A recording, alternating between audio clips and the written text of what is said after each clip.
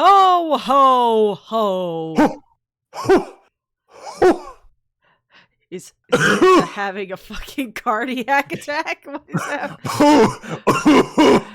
that? Santa, use your inhaler. Jesus Christ. Oh. We don't say that name on Christmas. Merry Christmas, everyone. Happy Chrysler. We're recording this on Festivus. Oh shit, yeah. Yeah. Happy Christmas Eve. Happy Christmas Evie. But yes, welcome back to Cinema Gremlins, where two gremlins are stuck in a movie theater, so might as well talk about movies. And we're continuing our little mini marathon of Christmas carols with one that won an Oscar and one that has Jim Carrey in it.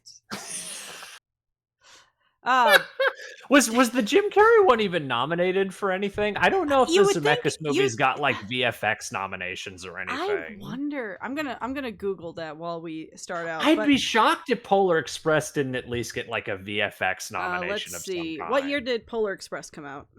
2004. 2004 visual effects Oscars. I mean, even if it was nominated, it was going to lose. Lord of the Rings came out that year. No, Lord of the Rings was 2003. Okay, so 2003's Oscars was Lord of the Rings, Master Commander, and Pirates of the Caribbean, Curse of the Black Pearl. Then 2004 was Spider-Man 2, Harry Potter and the Prisoner of Azkaban, and I, Robot. So, didn't get nominated that year. Did. It did get 3 Oscar nominations, though. It got Achievement in Music, Sound Mixing, and Sound Editing. So it got all the sound nominations. What year did Jim Carrey's Christmas Carol come out? 2009, I believe. Nope, it was not nominated for a visual effects Oscar. You want to know what was nominated for visual effects Oscars in 2010? Trying to think what came out in 2009. I don't know. The Star Trek movie reboot was like the first thing that came to Star mind. Trek was nominated for the 2009 Oscars. That was the one that Avatar won. But no, 2010's so the 83rd annual Oscars was Iron Man 2, Hereafter, Deathly Hallows Part 1, Alice in Wonderland, and Inception. Ew. With Inception winning. I would replace Alice in Wonderland with Jim Carrey. Out of all those, I'd be shocked if Inception didn't win. Yeah. But anyways, we're not talking about Inception, Alice in Wonderland, or Iron Man 2. We're talking Christmas carols. So yeah, the 2 Christmas carols we'll be talking about today is Jim Carrey's A Christmas Carol and A Christmas Carol by Charles Dickens from famous animator Richard Williams. And Chuck Jones producing. So 2 heavy hitters in the animation industry back then. So which one should we start with, Mikhail? I don't know, because should we start with the one that broke the Oscars? That's the thing, because I feel like both of these, this isn't like Muppets or Mickey. I think both of these have their own very interesting merits to talk about. Mm-hmm. This one's not really a competition. This one's just more like, these 2 are kind of freaks, but we love these them are like the weirdos of the Christmas Carol adaptations. Yeah, they're freaks, but we appreciate them being freaks. I'd say Richard Williams is one, probably. All right, so let's start with Richard Williams. So Richard Williams' Christmas Carol is technically not a movie. No, it's not even a full half hour. Yeah, so this was a TV special, I think. Yes, it was a TV special, and it was so popular that it got a theatrical run, and because of that, it was nominated for Best Animated Short, which it won at the Oscars. And the Academy did not like that. No, the Academy was very angry at that. And that special was the reason that television productions are banned from Oscar nominations, even if they have a theatrical run. The biggest thing though is that ripple effect from this with the television rule is that they seep that rule to animated shorts that are released online first. Even if they get put into film festivals and stuff. If they are released online initially, they're not allowed to be nominated for Oscars. They have to be. Really?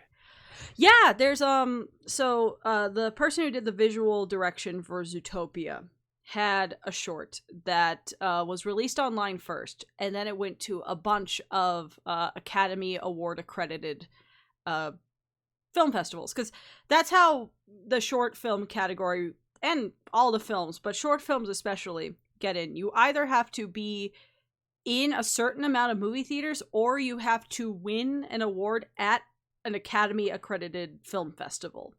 Sundance, blah, blah, blah, blah, blah. And his did, but it wasn't allowed to make the short list because it was initially released online. And that rule stems from the TV production rule. Huh. Crazy, right? Yeah, that is a very weird family tree of connections. Like, I know. So Charles Dickens broke the internet. But how do you connect Daffy Duck to Zootopia? It's a lot easier than you'd think. Exactly. But for being less than a half hour, which I guess is something it shares with the Mickey Mouse one, it's a very, very good adaptation. It's very good, but I will say I have an interesting issue with it comparative to the Mickey go Mouse right ahead. one. I have a feeling you have more to say about this special than I do. I feel like I don't know if you'll have the same thought or not. So this and Mickey's Christmas Carol are both pretty much a half hour. I think Mickey might be a teeny bit longer. I will check But that while you speak. yeah, they're both around 25-30 minutes. But my thing with this special is I think this is a very good special, but it feels like they're speed running shit at some points, which is kind of my biggest issue with the special. Is that weirdly, I think the Mickey Mouse one, like I said last time, is able to like perfectly do literally the story. The Mickey Mouse one is a minute longer. Really? Okay. So the Mickey Mouse one, to me, I think found a way to pace itself out a lot better and was able to fit the story in a much more concise way, even with the things they cut out. There's things in this one where it just feels like they're speed running shit. Mm-hmm. Like, especially with the Ghost of Christmas Future. Like, there's some things where it's like, oh, Tiny Tim's dead. Okay, bye. Like, it's like I feel like my big issue with it, as good as I think it is, I don't think it lets things sit very long. And I feel like that might be because the opening 10 minutes takes so long to set things up with the Bob Cratchit stuff that once you get to the ghosts, it starts really speeding up. They're like, oh man, the animation is really good. We can't keep this up for this long. Move it along, people. Move it along. No, I think the one they spend the most time with is the Ghost of Christmas Past. Or Ghost of Christmas Present. Because with the Ghost of Christmas Past, even with the school stuff, it's just like, okay, here's you as a kid. Boom, boom, boom, boom, boom. Okay, here's Fezziwig. Boom, boom, boom, boom, boom. Like, it just feels like it's really trying to get through everything really fast. And it's not bad, but I do think it hurts the special, at least to me, a little bit. No, I totally understand that. Especially the ending. I feel like with Christmas Carol, just in general, a lot of Christmas carols can get away with being speed ran just because it's such an I can never pronounce the word correctly. Embolic. It's Embellished? No. It's a story that is so ingrained into like entertainment and American culture and all this stuff, because it is like one of the quintessential pieces of, literature. That it has, we know how to fill in the blanks in our minds kind of thing. So I think it's more forgivable than when other adaptations of other stories get speed ran. I guess I'm more a little more. No, I agree with you that I If wish it didn't speedrun it, and I think that it is, uh, I feel like they invested their time in weird places. I think if it was 10 minutes longer, it would have been better. I think that, like, if it was just, like, 10 or so minutes longer, like, maybe just under 40 minutes, I think it would have been better. Mm-hmm. I agree.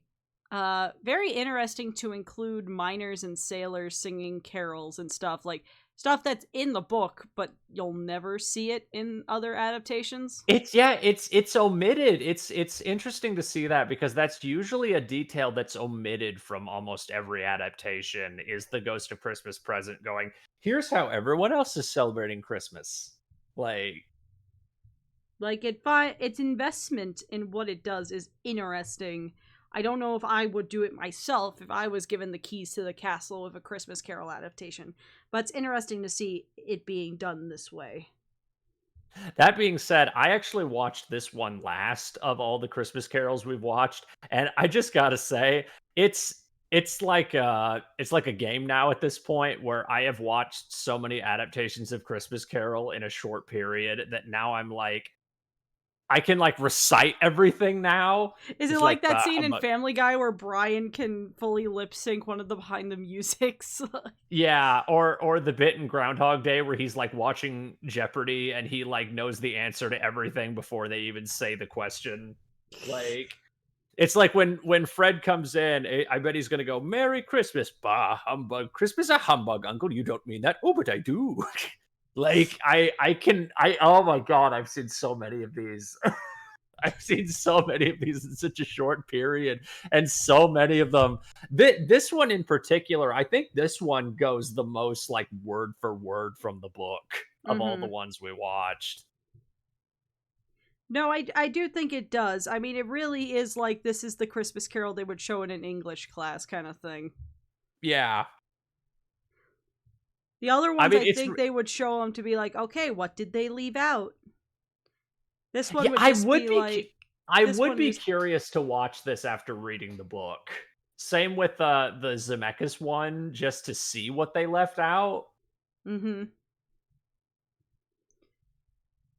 But I really don't have much to say about the Richard Williams one.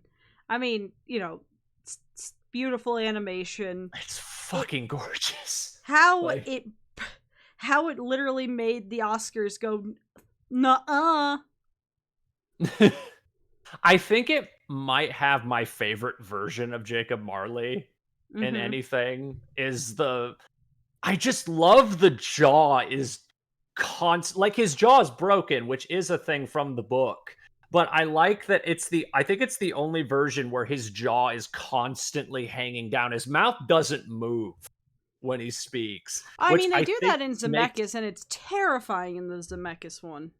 I think in Zemeckis, we'll talk about it when we get to Zemeckis, but I have some issues with that scene. But I like I just think it makes it a lot scarier that you can't see his mouth moving when he speaks because I don't know, it makes it a lot more ethereal. Yeah, because ghosts don't need to move their mouths to speak. They're ghosts.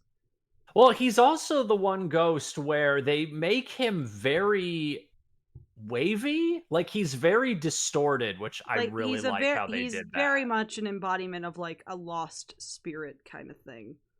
No, and I love the visual. There's a lot of Christmas Carol adaptations that don't do this, which I guess the reason we're comparing these is that these are the two that do adapt a lot of elements that aren't in a lot of These are adaptations not because when cozy Christmas carols. no, these are much straighter like adaptations cuz Christmas Carol is not a happy book. It's No, it not a is not. happy book. Like, but I like when he goes through the window. I love there's certain shots in this that I still am very curious to know how they did. When he looks out the window and sees all the ghosts like floating outside the city, and it's that wavy, distorted, like 3, 4 frame, like fade in and out animation. Is oh, it's so good. Like this whole movie, I mean, it's Richard Williams, and I'm curious as to how much of the animation Chuck Jones oversaw with Mm-hmm. this, because it seems to be wholly Richard Williams's style. Like, they really just let him pop his richosi. Well, that's the thing that makes me most curious. I would love to know the behind the scenes of this, because knowing Chuck Jones and Richard Williams worked together just sounds inherently interesting, Mm-hmm. especially knowing how difficult Chuck Jones was. like Yeah. like It I'm was. curious as to what kind of role he had, because I think he's a producer credit, if I recall correctly. He invested in it.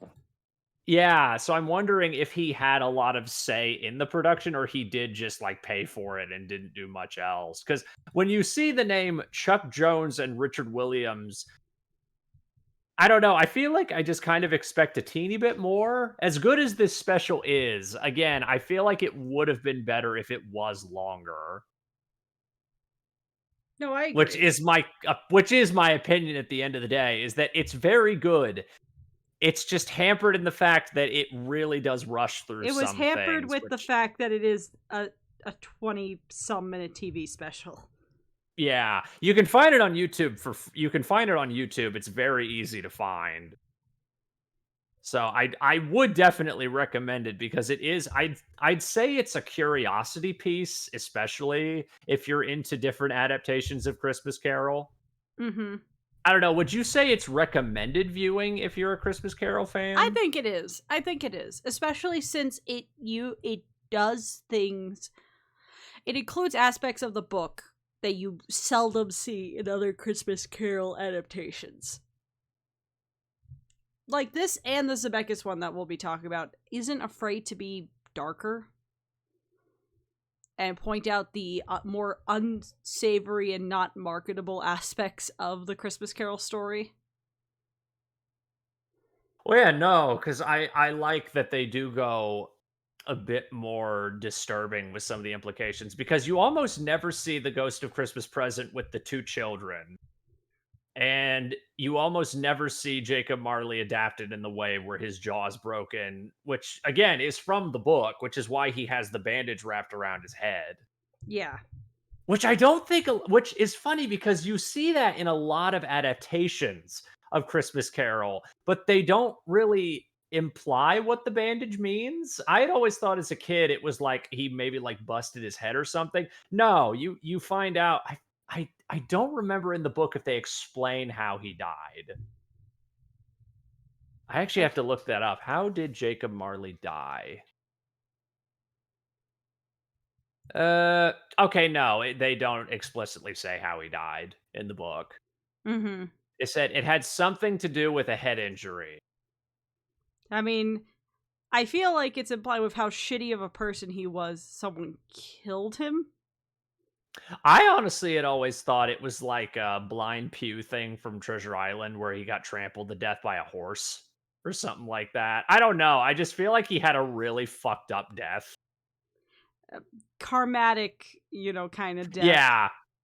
Well, I mean, especially with his jaw being broken, like I'm assuming that like something like beat the shit out of him. I could assume I can imagine a horse is beating the shit out of him, and everyone's just kind of watching like, no, wait, stop. All the people who got fucked over by Jacob Marley They're just watching doing the the Gene background. Wilder Stop, Augustus don't in the come back. ocean, in the water. Stop, don't come back.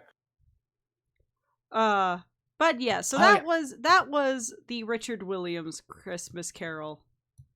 But There is now, one shot I did want to talk about before we do do the Zemeckis thing. do tell.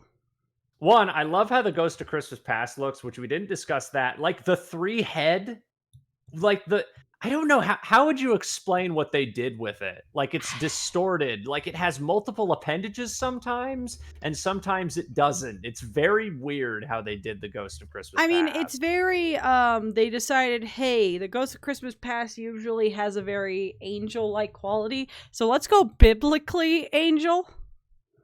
I love the multiple appendages. Like, sometimes it has 4 arms and 4 legs, and sometimes it doesn't. I mean, I also It think it's very representative of the fact that the past is kind of blurry. It's not clear. So so she herself is like in double vision. There's one shot in this, and I don't know if I'm gonna be able to find it, but it's this one shot with Scrooge, and I think it's right before you see Jacob Marley. It's him going up the stairs, and it's just pitch black except his head. Mm-hmm. And I want to know how the hell they did that shot because it looks photo real how good it looks. I found a Like shot from I don't know why this shot of the Ghost of Christmas Present is really funny.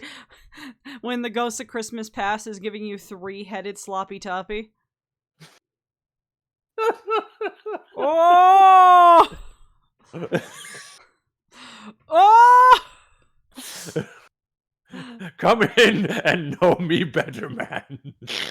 I'm just gonna put that right there. Wait. Let me put it up in the corner. Oh, I found the shot. And then I'll just flip this no, not center. Flip. I found the shot. Now it looks like the Ghost of Christmas Present is reacting to our Cinema Gremlins episode. But now he's on my head. Wait. There we go. There he is. Yeah, no, that shot I put in the chat, that it's like a 5-second shot, but it's like one of my favorite shots in the whole special. That is terrifying. It is. It's such a creepy shot because it's almost like it's pitch black, and all you see is his head. Photo. That fucking analog horror could never. That is a creepy photo. Hold on, let me get it up on screen.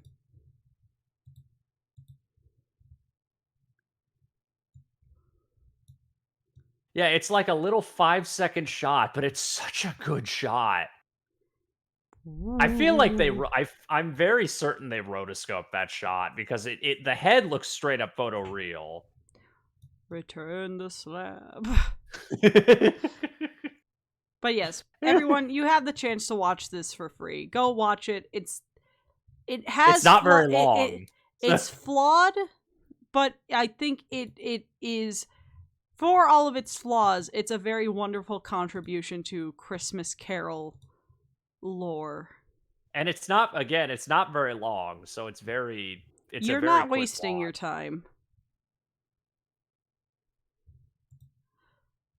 All right. Speaking of a movie that likes to waste time.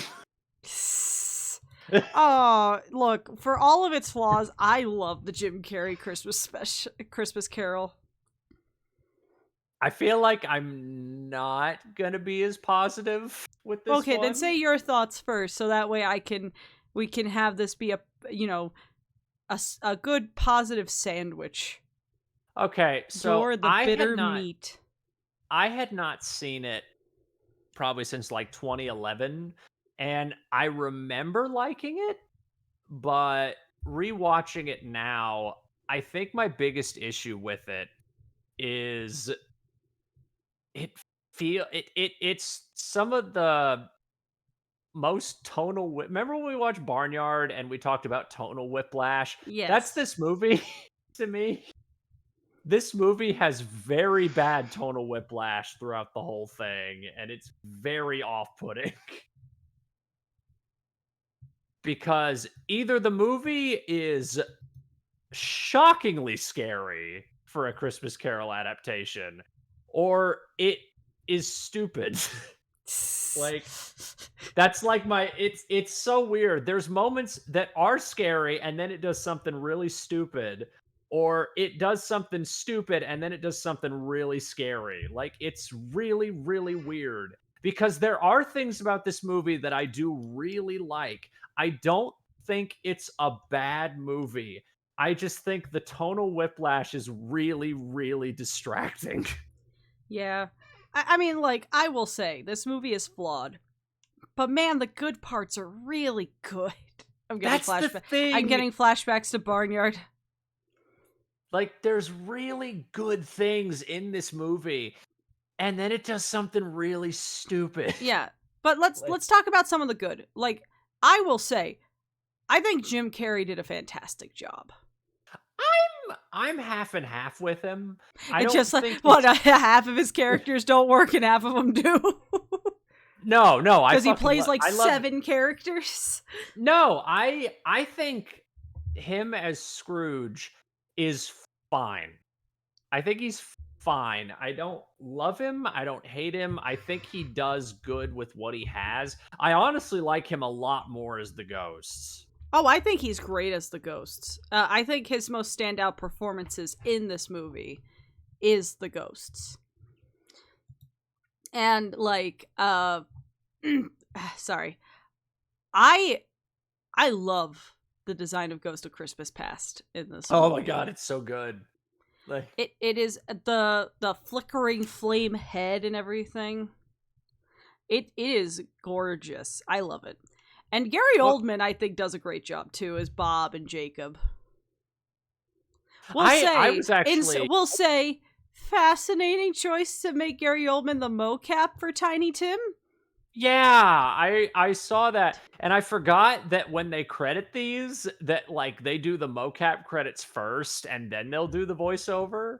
Mm-hmm. And at first, I thought, wait, Gary Oldman played Tiny Tim.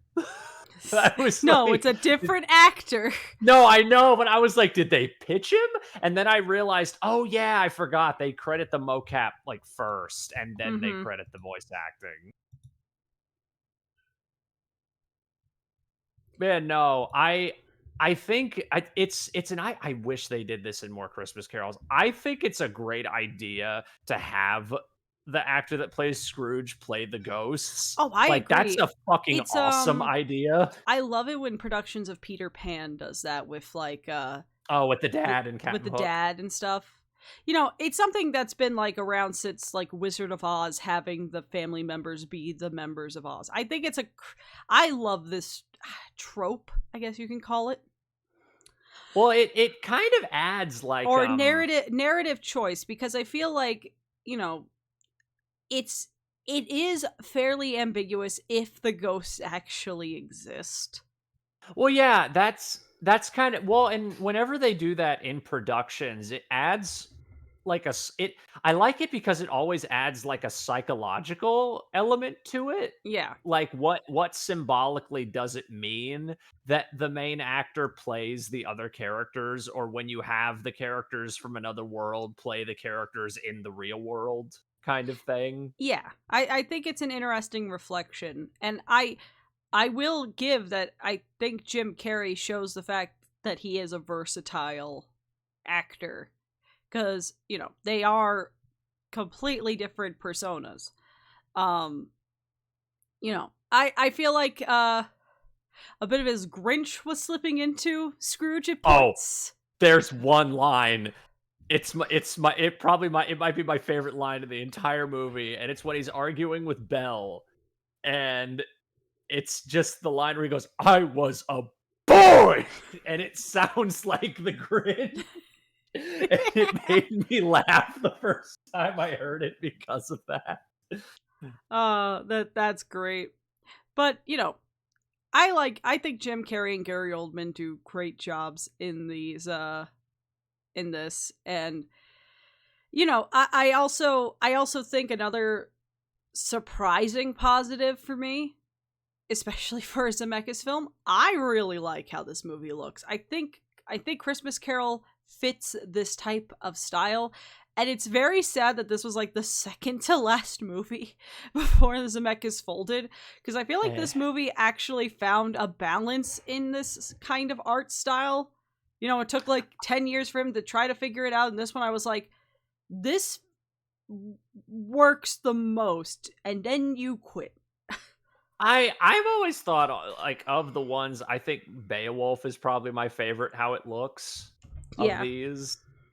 But I do think this looks very good. Though I do wish with the book style they have at like the very beginning and the very end, I honestly would have really liked to see what this movie would have looked like with that style. Like that 19th century sketchy like illustration look that they have at the beginning and end. I Yeah. really like that look, and I honestly would really like to see a Christmas Carol adaptation done like that.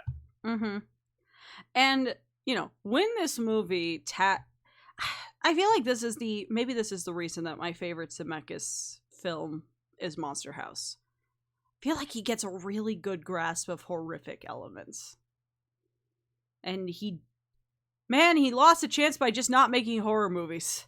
Because let me tell you, the ghost of Christmas Present dying in his segment scarred Jesus me as a fucking kid. Christ. And then I rewatched it as an adult and I was like, yep, Scar's still there.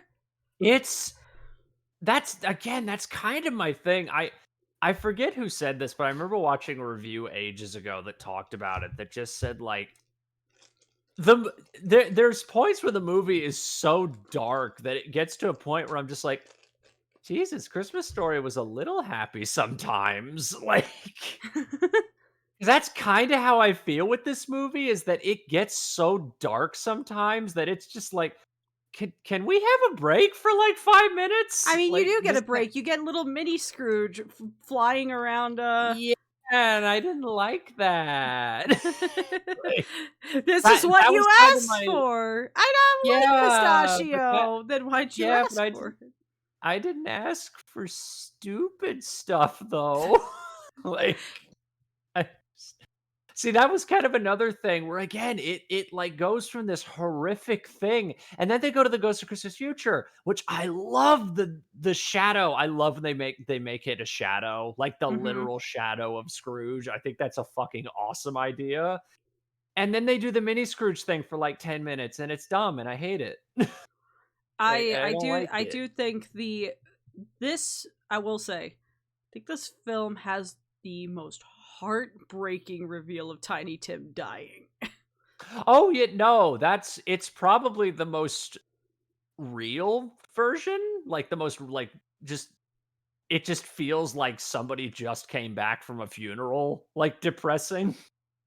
But that scene of just Bob, and he's like looking forward, and from our point of view he's looking at Scrooge, but he doesn't know Scrooge is there, so he's just looking off into the nothingness, just heartbroken. The fact that Scrooge has to look directly in the eyes of the person he fucked over, Oh no, that's the best scene in the movie, it in my is opinion, is that fantastically scene. done. And Like, I genuinely wish that was something they would do in other adaptations, how good that scene is. I feel like that scene highlights that, and a lot of the ghost scenes highlights how this style could work, how the mocap would work, with capturing those not intricacies of human emotion and the subtleties. Because I feel like other things that still use motion capture, like Avatar and stuff, they weirdly forego that because blue people, blue little kitty people, meow meow. And that's not to say that this movie isn't flawed. It is. All Zemeckis movies are flawed, even the ones I like. Cause man, does this movie meander in certain places. Well, again, like the little Scrooge and things like there's some parts of the movie where like, "Dude, can we speed this up, Jesus I have to Christ?" wonder, did they put scenes like that in because this movie was presented in 3D? This was also the Uh, movie that a lot of 3D TVs came with back in the day when they were pushing those. I actually had a thought when I was rewatching the movie because I actually remembered a lot of the like for some reason the trailers for this movie, like the TV spots are like still in my head and I remember how like goofy cartoony they were, which I was thinking about when shit like the Ghost of Christmas Present death scene happened and I was like, if I could have La been a la fly on the la la. wall, if I could have been a fly on the wall in a theater when that scene happened and just hear how many kids were fucking crying at that scene. Sobbing their eyes out. Why? Why is the funny man dead? Jim Carrey's dead! No, because like if you watch the TV spots, they're like playing up the goofy parts, like the mini Scrooge Oh, and the yeah, the stuff mini with the Scrooge Ghost was of like Christmas half of the Present. trailers half the time. Yeah, like, they're like, "Oh, Disney's A Christmas Carol," and then you go see it, and then it's death, fear, depression, death, like, it's like, oh my god, I just find it so funny how much they banked on it being Disney's Christmas They Carol, re- and it they is really pulled the rug from under you. They were like, "Ha, you were fucking expecting Mickey Mouse, weren't you? Screw no, you." that's what I'm saying, like, that's why I wish I could have seen this reaction in theaters, because I cannot imagine there were not just tons of children crying at this movie. Man, I do love. You want to know one other thing I do love about this one? What? And it's weird because I do know that they didn't do this with like other adaptations like Muppets and Mickey Mouse and stuff. Uh when Scrooge pays for like Bob's Christmas, he does it anonymously in this one, which I think is a wonderful I don't know if that's a detail in the book, but I think that's actually like a really really good way to go about it, of like, it's a small detail, but it's a detail to show like that he is not doing this just for his own ego. He's doing it because like he has changed as a person. I think little detail. This movie and the Williams one has details in places that That the other ones don't. that is a detail in the book. Yeah, Huh. anonymously sends a turkey to the Cratchit home for Christmas dinner and spends the afternoon at Fred's Christmas party. Yeah, that is a detail in the book. Yeah, I think I'm like kind of that is. surprised because I've never seen that done in another Christmas Carol movie.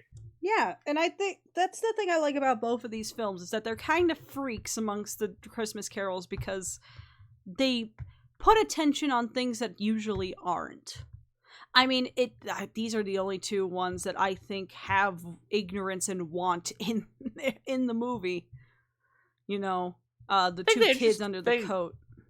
something that actually just hit me that we didn't even talk about with the Richard Williams one, is the interesting thing in that they had Alistair Sim come back Yeah, as they brought Scrooge. back the one from the Scrooge movie from the Like, 50s. arguably the most famous, like, Christmas Carol adaptation is the black and white one, and they weirdly had him come back for it. Which I guess it's like, I guess this one is like the closest thing you can say to a spiritual successor of that original movie. So the Richard Williams one, obviously. Yeah, I just always found that fascinating that they brought him back. I was actually wondering if they'd even had him record new dialogue or if they just used his audio from the original version at some It would points. be interesting to like put the stuff side by side and be like, is it just all archival audio? Which gives less of a reason for why this is so short. You didn't have to pay the actor if you just did that. But yeah, I, you know, there are issues with the Jim Carrey one, mainly pacing, which is so Yeah, weird when it's a it's book like adaptation, because it's like you are a it's book. And it's literally, like you have 2 so many hours other almost. adaptations behind you. You are one of the longest adaptations. You're 96 minutes. Oh, I thought it was like, oh my god, I thought it was almost 2 hours. That No, was I I wonder if there's any that are that long. I genuinely thought it was like 2 hours long. I know that there was a really controversial one that came out a few years ago with, like, Guy Pearce, and I think it was like a mini series. And I don't I know. I know that it, like, controversially added a bunch of really fucked up shit to the story, Hmm. and I know that that's like a 3-episode miniseries, so that's probably like 4 hours long. I mean, I know there's that lovely uh uh animated one that came out with Thirst Trap Oh, Scrooge. yeah, the Netflix one, the mu isn't that like the musical one? Yes, that is based off a musical from the 70s, which I didn't know. I assumed it was based on a Broadway thing, I just didn't know what it No, was. it's based off a 90s 1990 70 like 1990-70? 1990-70. I'm not changing. I'm committing to that. 1990-70 musicals called Scrooge. And you want to know my favorite thing is the flavor text line for that movie? What? Which is, what the dickens have they done to Scrooge? I'm gonna show you. Prepare for the most 1970s, like, movie poster on screen. Look at this. Oh Look my at god. Look at That's that like font. I every time I have seen, I think the poster for oh god, what's it called? There's movies I've seen from that period that have like that arching rainbow like I thing mean, this is with just the the rainbow poster. from the Muppets. What was that fucking Logan's Run. I know the poster for Logan's Run has like a very eerily similar style of poster with like that Mm-hmm. rainbow and that same kind of font. But it, like, literally this is what that Oh, it's the 2020. Albert Finney one. Yeah. Okay, yeah. And then the Scrooge Christmas Carol Netflix movie actually had a screenplay from the person who made the screenplay for the 1970 movie. And has songs from the 1970s. Some of the songs are new. But yeah. Can Luke Evans sing better than Albert Finney? I would need to rewatch the 1971 to tell you that. I would hope, because Albert Finney's performance of that movie, it's weird. I mean, there's a reason that the Best Original Song nomination from the 1970 Scrooge movie was the Thank You Very Much song, which is the song where they're literally dancing on Scrooge's coffin. Oh yeah, that is the funniest song in the song, and in the Netflix animated movie they include that, and that is literally they're singing that while there's a funeral procession dancing on Scrooge's coffin, and Scrooge doesn't know that he's in the coffin. So he's like following me like, look, a parade! Yay! Wonder who's the poor bastard they're singing about. Oh shit. Wait, that's me. Oh fuck, that's me. Oh no. I gotta get out of here. But yeah. Do you have any further thoughts on the Jim Carrey Christmas Merrill? Christmas Merrill, my favorite Pokemon.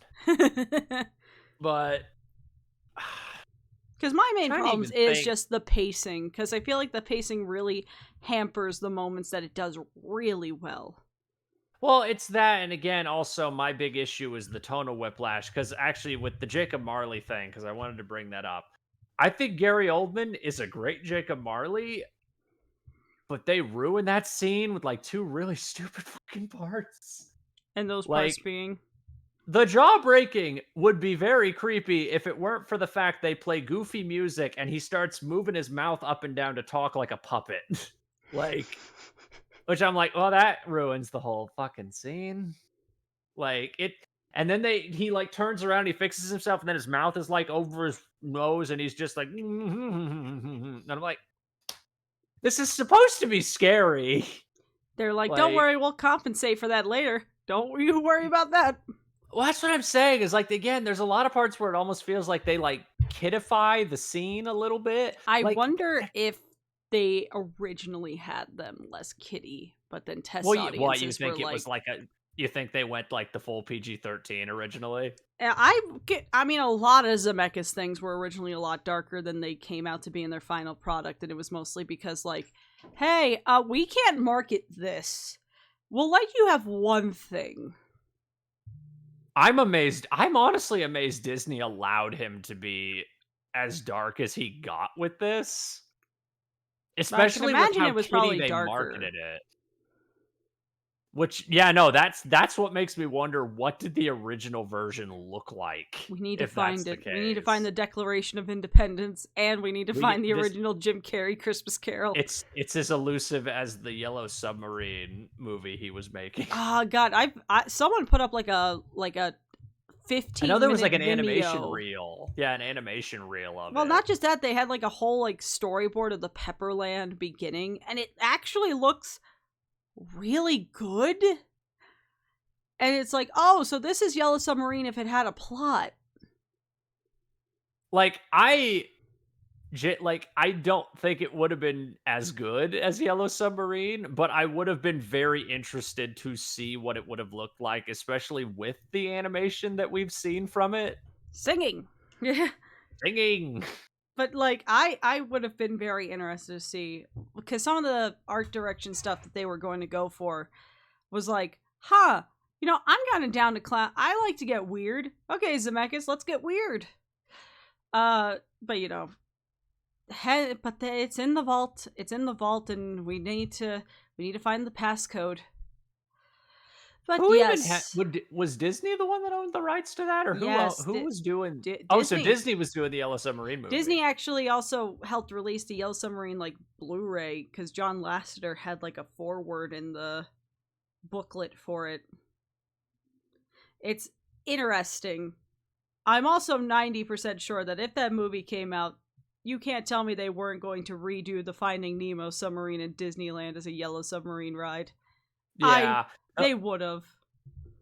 I've always been really curious to know, because I know that Zemeckis was also going to do a Nutcracker movie, and knowing how he did this, I would have been very scared to know how he would have done a Nutcracker movie. A Rat King. That story's also scary. The Rat King would have been an actual Rat King.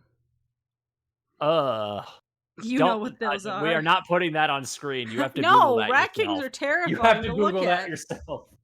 It's from the Ninja Turtles. It would have been the Rat King from Ninja Turtles. It would have been Jim Belushi from that one Nutcracker movie that had the talking fruit and nuts.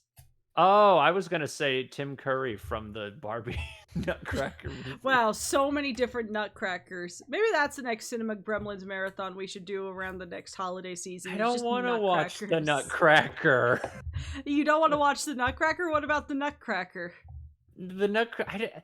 I have never ever cared for the Nutcracker. Like, I don't know what the mass consensus of most Nutcracker I don't know about the adaptations Nutcracker, are. but when I watched the Nutcracker, I really started to understand the other Nutcracker. That's a lot of nuts. That's a lot of nuts. Oh, man. But yes, I think we said all we can say. Merry Christmas, Michael. Merry Christmas. Merry Christmas. Thank you. And Merry Christmas to you, Ghost of Christmas Present having a nut in the corner. Oh. Hey, Merry Christmas to you all. Welcome back to Cinema Gremlins. We're glad to be here, and we hope you all have a happy holidays. And, the ghost of Dan Aykroyd is still in this theater, and I hope he's having a Merry Christmas as well. Don't you no, you're gonna summon him. No. No. Oh, wait, that's Casper. That's Casper. Well, I mean, that was a ghost. Oh God! What happened to the background? Oh God! Oh, it's like everything's going dark. God! No! What is? Oh, there he is! He's down there! He's down there! Dan!